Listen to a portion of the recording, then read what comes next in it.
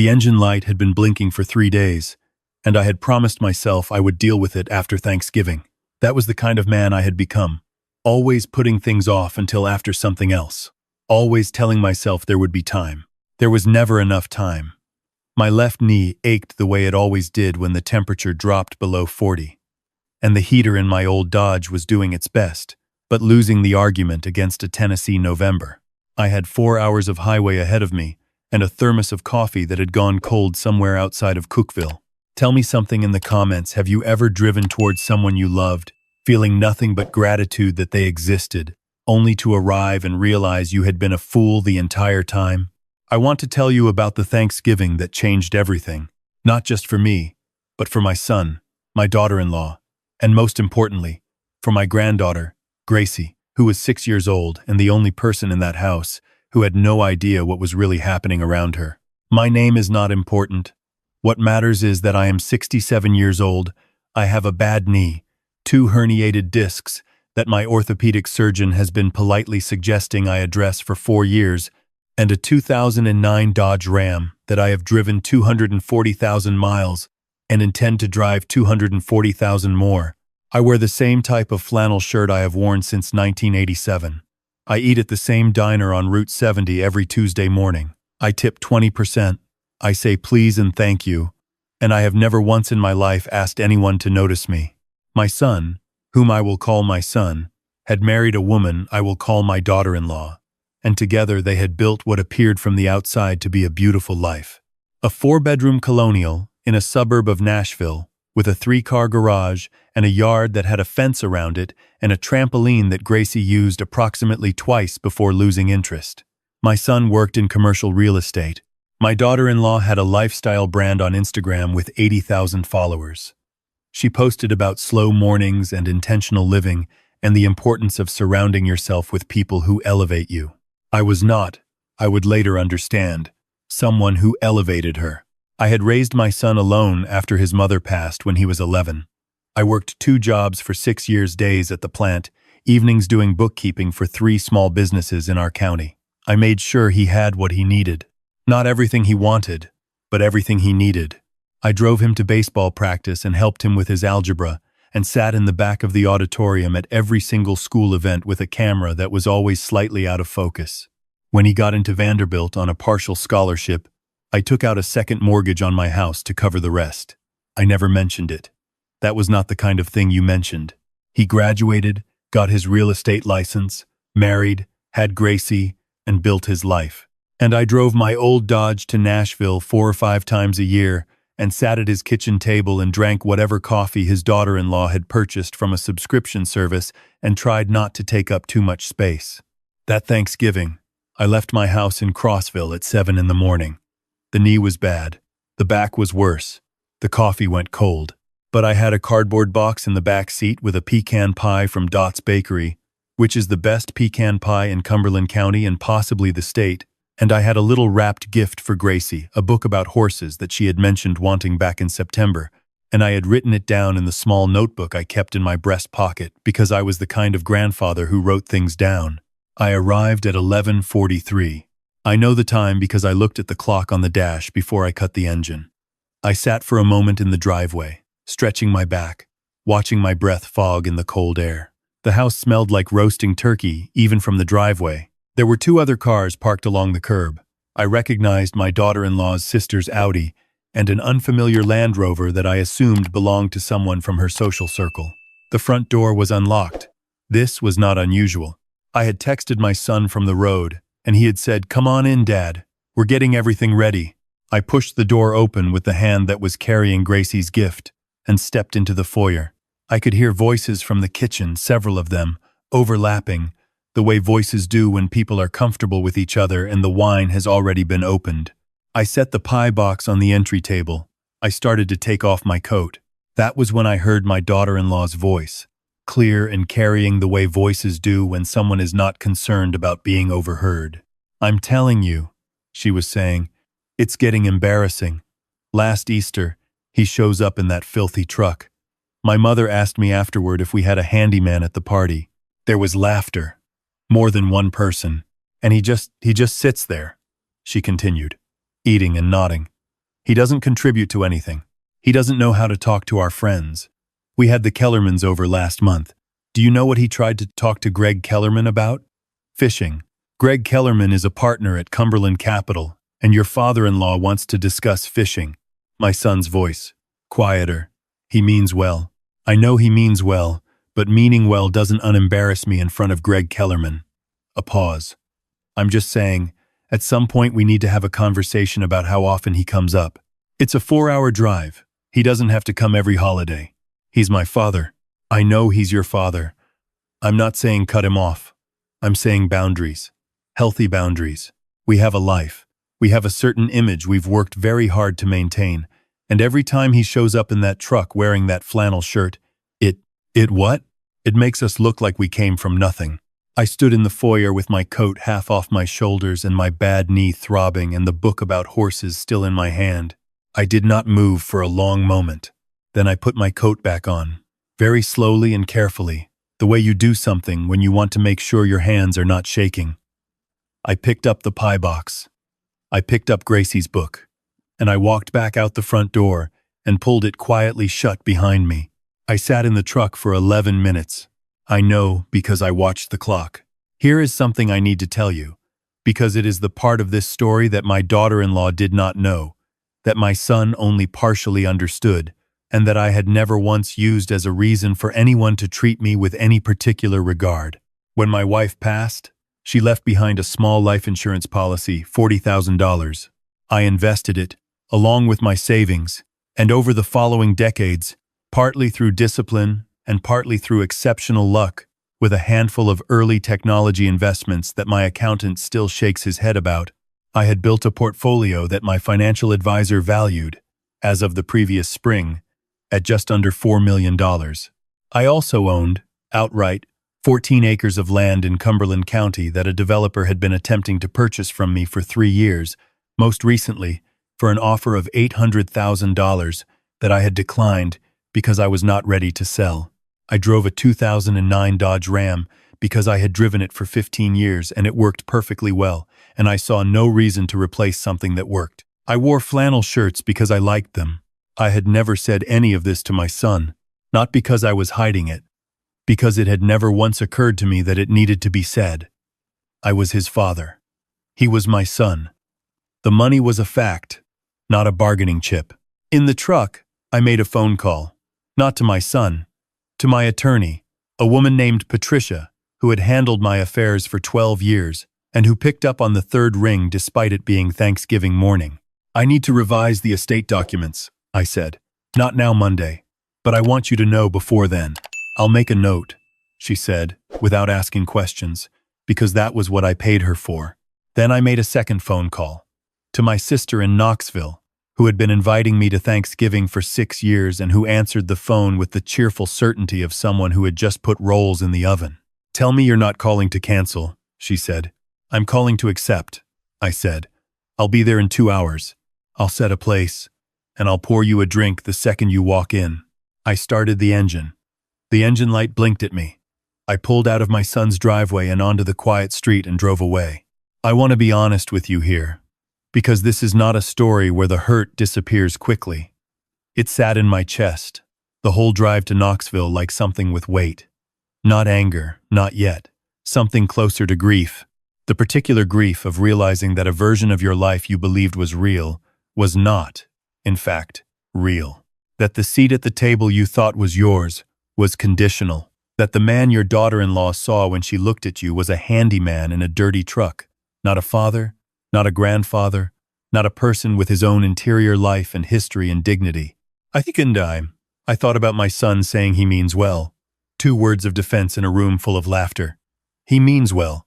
My sister's house was warm and loud in the way that houses are when they are full of people who are genuinely glad to see each other. Her husband, my brother-in-law, shook my hand at the door and handed me a bourbon without a word, which was the correct response. My 2 nieces hugged me. Their kids ran around my legs. The dog, an old beagle named Hector, put his head on my good knee and stayed there for the rest of the evening. I did not tell my sister what had happened. Not that night.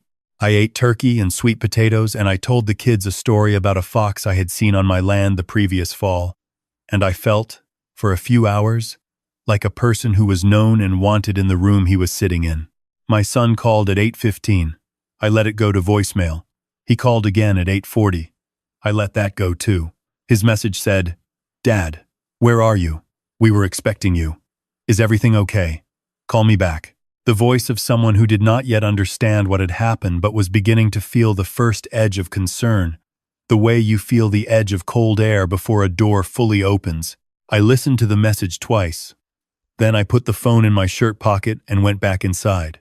The following Monday, I sat in Patricia's office for 2 hours. We updated my will, my trust documents, and my beneficiary designations on all investment accounts. Gracie's name remained on a dedicated education trust that I had established for her 3 years earlier, and that was funded separately. She had done nothing to earn what had happened in that kitchen, and she would not be punished for it. That trust was locked, irrevocable, fully funded, and would pay for her education from kindergarten through any graduate degree she wanted to pursue. Everything else was reorganized.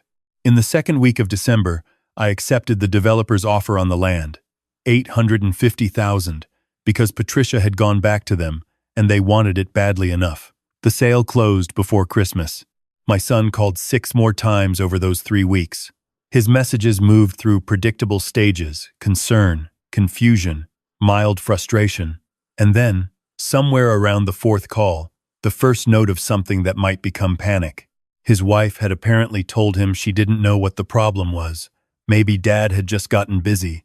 Maybe the drive was getting too hard for him. Maybe it was time to talk about whether these visits were still working for everyone. I knew this because my son eventually left a message long enough that I could hear everything he was thinking and some of what she had been saying to him in private. I called him back on a Tuesday. I asked how Gracie was. He said she was good. She was asking about me. She had drawn me a picture at school. I told him to give her a hug from me. Then I told him I had heard what was said in the kitchen on Thanksgiving morning. There was a silence that lasted long enough for me to count 12 seconds. "Dad, I'm not calling to argue," I said. "I'm calling because you should know, and because there are some changes you'll become aware of through Patricia's office. And I thought it was decent to tell you directly, rather than let you find out another way." "What changes?" "What are you, Dad?" "Wait, just let me explain. Your daughter-in-law made some observations about my truck and my shirt and where you came from," I said.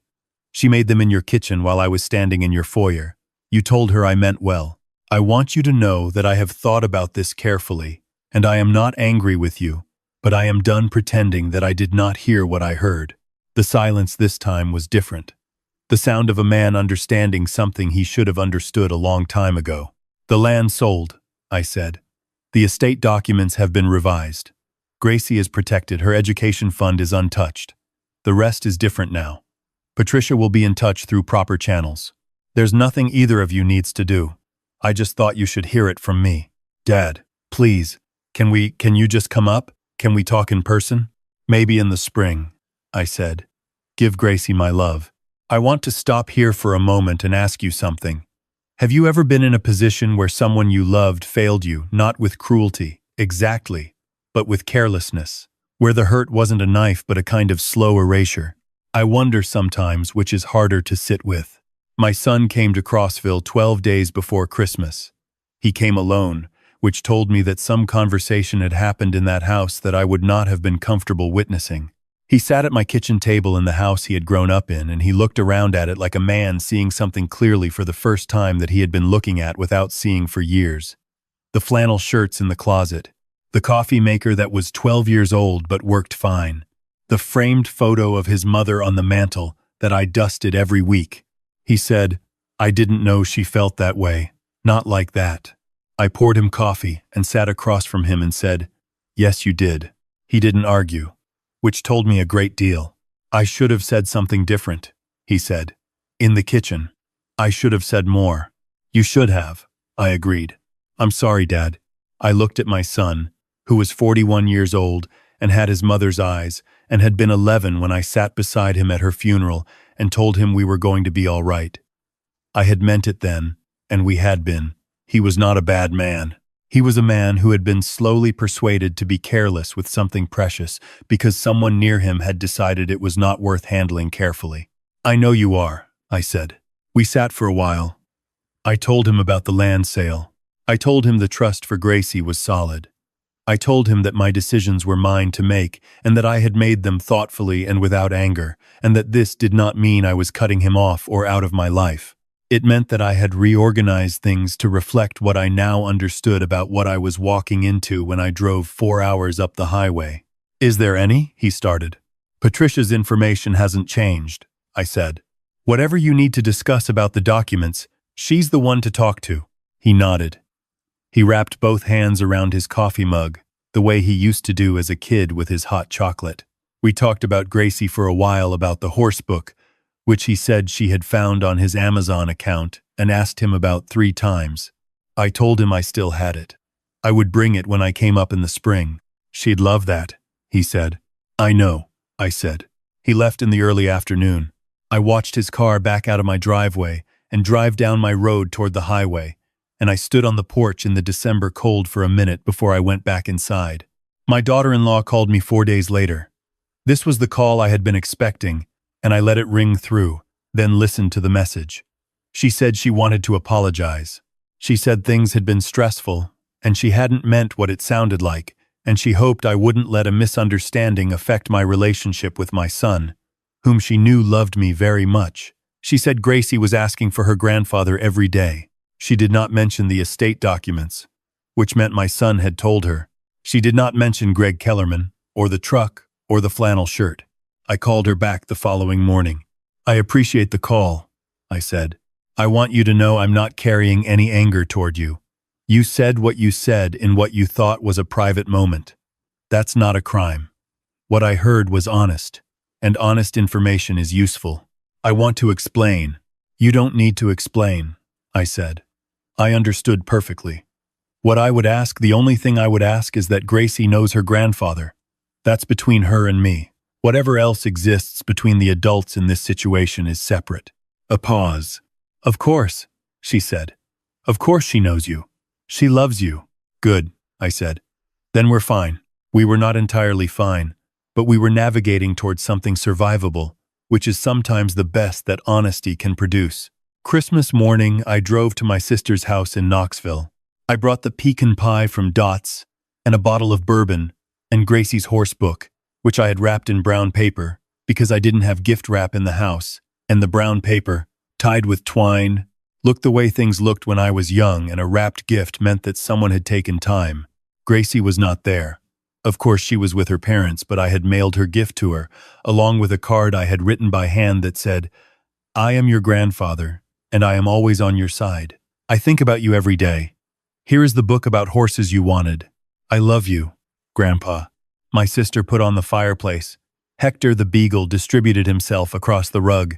The kids were in the backyard at some point with a football, and I could hear them yelling and laughing from where I sat on the couch with a bourbon and my brother-in-law, talking about nothing in particular, college football, the price of lumber, a hunting lease he was thinking about. It was a fine Christmas, maybe the finest I had had in years, if I was honest, because there was not a single moment when I tried to take up less space than I actually occupied. Gracie's mother texted me a photo that afternoon.